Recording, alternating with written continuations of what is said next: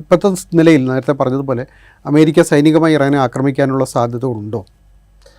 America സൈനികമായി അതൊരു ഒരു ഒരു ഒരു ലാർജ് സ്കെയിൽ വലിയ രീതിയിലുള്ള ഒരു കോൺഫ്ലിക്റ്റിലേക്ക് പോകാനുള്ള സാധ്യതയില്ല. മറിച്ച് ട്രംപിന്റെ മുൻ അനുഭവങ്ങളിൽ നിന്ന് അമേരിക്കൻ ഡിപ്ലോമസി ഫോറിൻ പോളിസിയുടെ മുൻ അനുഭവങ്ങളിൽ നിന്നും വലിയ രീതിയിലുള്ള മിഡിൽ ഈസ്റ്റിലുള്ള മറ്റു രാജ്യങ്ങളുടെ പ്രഷർ അമേരിക്കയുടെ മുന്നിലുണ്ട്. 15-ാം തീയതി ആക്രമിക്കുന്നു എന്ന തരത്തിലേക്ക് എത്തിയിരുന്നു.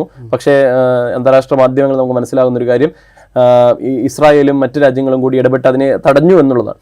അപ്പം അമേരിക്കയെ സംബന്ധിച്ചിടത്തോളം ഉറപ്പ് അവർക്കും ഇല്ല. ഇതിൽ ഇടപെട്ട് കഴിഞ്ഞിട്ടുണ്ടെങ്കിൽ അമേരിക്കയുടെ ചാരസംഘടനയായ CIA ലഭിച്ച റിപ്പോർട്ടുകൾ പ്രകാരം അമേരിക്ക ബോംബ് ചെയ്താൽ പോലും ഈ പറയുന്ന ഖമേനിയുടെ ഈ പറയുന്ന ഗവൺമെന്റ് എന്നേക്കുമായി ഇല്ലാതെയാകും എന്നുള്ള തോന്നലില്ല, അമേരിക്കയ്ക്ക് സംബന്ധിച്ചുമില്ല.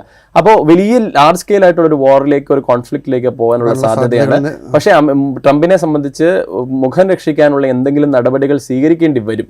അത് ഒന്നുമില്ലെങ്കിൽ ഇറാനെ ചർച്ചകൾക്ക് വേണ്ടി എത്തിക്കുക. അത് ഇറാനെ അതിന്റെ ഒരു സൂചന ട്രംപ് നൽകിയിട്ടുണ്ട്. ഇപ്പൊ ഇറാൻ ചർച്ചകൾക്ക് തയ്യാറാണ് എന്നുള്ള നിലയ്ക്ക് ട്രംപ് സൂചനകൾ നൽകുന്നുണ്ട്. അതിൽ നിന്നൊക്കെ നമുക്ക് മനസ്സിലാക്കി വായിച്ചെടുക്കാൻ പറ്റുന്നത് എന്ന് പറയുന്നത് ഇത്തരത്തിൽ വലിയൊരു രീതിയിലുള്ള ഒരു സംഘർഷത്തിനുള്ള സാധ്യതയില്ല. മുഖം രക്ഷിക്കാനുള്ള നടപടികളുമായി പോകാനുള്ള സാധ്യതകളുണ്ട്. അത് സൈനിക താവളങ്ങളെയോ ന്യൂക്ലിയർ ഫെസിലിറ്റികളെയോ ഏതെങ്കിലും വ്യോമാക്രമണത്തിലൂടെ തകർക്കാനുള്ള സാധ്യത ഇപ്പോഴും നിലനിൽക്കുന്നുണ്ട്. അതല്ലാതെ ഒരു ലാർജ് സ്കെയിൽ കോൺഫ്ലിക്റ്റിലേക്ക് പോകാനുള്ള സാധ്യതയില്ല.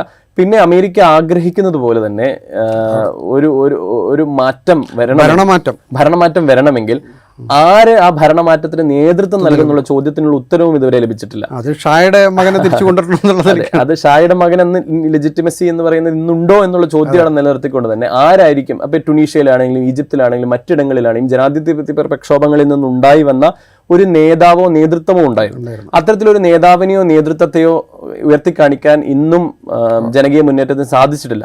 അപ്പോൾ ഈ അമേരിക്കൻ ഇടപെടലിലൂടെ എന്തെങ്കിലും വലിയ മാറ്റം സംഭവിക്കുമോ എന്നുള്ള ചോദ്യം ഇപ്പോഴും നിലനിൽക്കുന്നു. നമ്മൾ ഇറാനെ മനസ്സിലാക്കുന്നത് ഇറാൻ ഇന്നും ഇറാനിലെ സൈനിക വ്യൂഹങ്ങൾ, സൈനിക മേധാവികൾ, സൈനികർ ഇന്നും ഈ പറയുന്ന